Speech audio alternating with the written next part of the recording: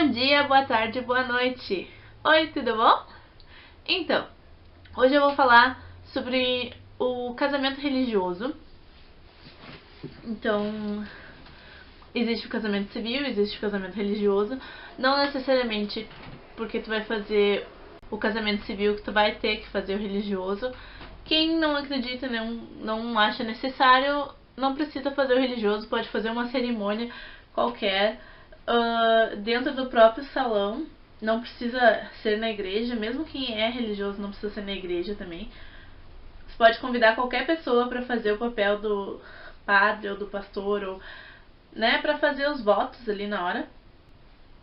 Pode ser qualquer pessoa, não precisa seguir o padrão do religioso. Mas se tu seguir, então hoje eu vou dar as dicas pro religioso, que ao mesmo tempo são dicas para quem não quer fazer o religioso, mas por não ter uma crença ou por não achar necessário, mas quer fazer uma cerimônia. Então como é que funciona?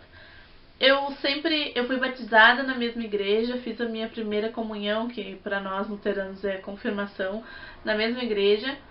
Enfim, eu cresci e vivi na mesma igreja sempre desde pequena. E aí, desde pequena, então, o meu sonho era casar naquela igreja. Como o Marcos é de São Paulo, seria muito inviável a gente ir lá casar na igreja dele. Porque são poucas pessoas que estão na família dele lá e teria que levar toda a minha família pra lá. E, claro, eu acredito que a opinião da noiva sempre conta um pouco mais nesse quesito. Então, a escolha da igreja foi uma coisa fácil pra nós, porque eu sempre sonhei com aquela igreja. Mas então, pra escolher a igreja, né? Normalmente a noiva escolhe o que ela cresceu, se ela vai fazer na própria igreja. Então, nós fomos lá, agendamos com o pastor nosso casamento. Na igreja luterana, nós não precisamos pagar pra alugar a igreja, pro casamento, nem pro pastor. Nós não precisamos pagar nada dentro da igreja, porque nós somos cristãos e nós somos membros dessa igreja, né? No caso, eu sou membro dessa igreja, o Marcos é membro de outra igreja, também luterana. Então, os dois são luteranos, mesmo que fosse só eu luterana, eu não teria que pagar porque eu sou membro da igreja. Mas, se alguém de fora fosse casar numa igreja luterana, também não teria que pagar, teria apenas que doar uma cesta básica para alguma instituição de caridade. Então, é apenas simbólico, para não ficar aquela coisa de qualquer um pode casar na igreja e ficar casando tudo em todo quanto é lugar, sabe? Mas na igreja católica, que eu saiba, sim, tem que pagar. Eu não tenho ideia do valor, porque eu não sou católica, mas tem que pagar um valor e eu acho que depende da igreja, não é um valor padrão para todas as igrejas católicas. Então, se você é católico, tem que pesquisar o seu valor, e se você não é luterano, tem que ver se na sua igreja, se não é nem católico nem luterano, tem que ver se na sua igreja existe algum valor simbólico ou não pra casar, ou na igreja que você vai escolher casar, porque não é necessariamente porque tu é católico que tu tenha que casar na católica. Assim como na época eu sou luterana, que eu teria que casar na luterana. Foi uma opção nossa e nós escolhemos isso. Para que aconteça o casamento na igreja, e isso eu acredito que seja igual na católica, quando os meus pais casaram, por exemplo, não existia tanto essa história de divórcio, pelo menos até onde eu sei. E hoje em dia é muito comum tu ver metade da minha sala de aula, quando eu estudava na escola, tinha os pais separados, e até hoje em dia muita gente que eu converso tem os pais separados. Eu acho que por acontecer isso de casar e separar, e às vezes as pessoas não se divorciam no papel, mas se separam e fica tudo bem, e depois elas querem casar de novo, e às vezes elas acabam procurando outra igreja, porque que eu saiba, quem casou na católica não pode mais casar na católica de novo, então as pessoas vão pra luterana pra casar, ou pra batista, ou pra qualquer outra igreja pra casar, porque já casou na sua religião, vamos dizer assim.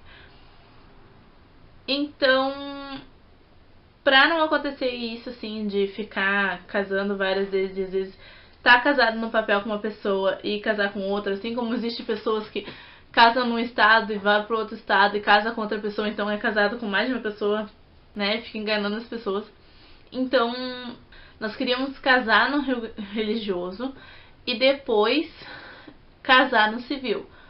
Mas o pastor chegou e falou, explicou toda a situação, que não pode, que ele não poderia então abrir uma exceção para nós, e daí então nós precisamos levar a certidão do nosso casamento, né? A certidão do casamento civil até a igreja antes do casamento. Pode ser no mesmo dia do casamento e tal, mas nós precisamos levar essa certidão que nós estamos casados no civil, que daí vale para todo o Brasil. Se tá casado não pode casar de novo, e se tá divorciado, então tá lá atestado que tá divorciado e que pode casar de novo.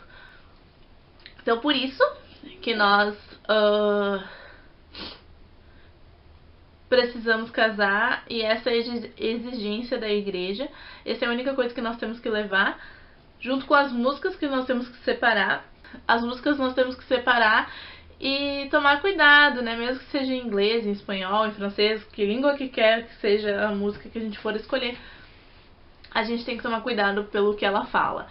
Mesmo que ninguém entenda, não pode ter palavrão, não pode ter qualquer outra coisa, como qualquer coisa de igreja, né? Igreja é um lugar de respeito, então tem que se manter o respeito, não importa a língua que seja. Então as músicas são a entrada do noivo, a entrada da noiva, a entrada dos padrinhos, e precisaria das crianças, se fosse ter, mas como a gente não vai ter, então precisaria também de uma música para assinatura. No casamento que nós fomos, não teve assinatura dos padrinhos e assinatura da certidão de casamento. Eu não sei exatamente o porquê, mas não teve. Mas na nossa, o pastor pediu, então nós vamos ter que botar uma música também para esse momento de assinatura, e uma música na hora da saída. Então são 5 músicas, se for com as crianças são 6 músicas.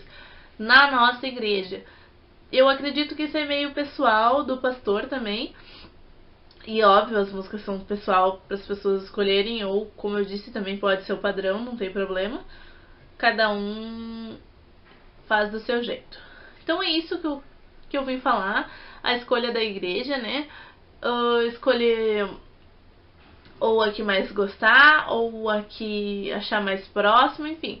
A escolha da igreja é muito pessoal, vocês que sabem se acham que é necessário, se não é.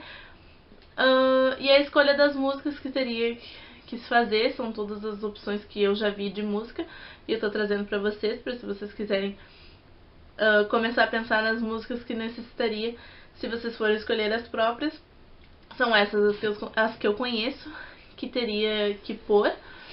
E a questão do que necessita levar para o casamento religioso. Então é isso.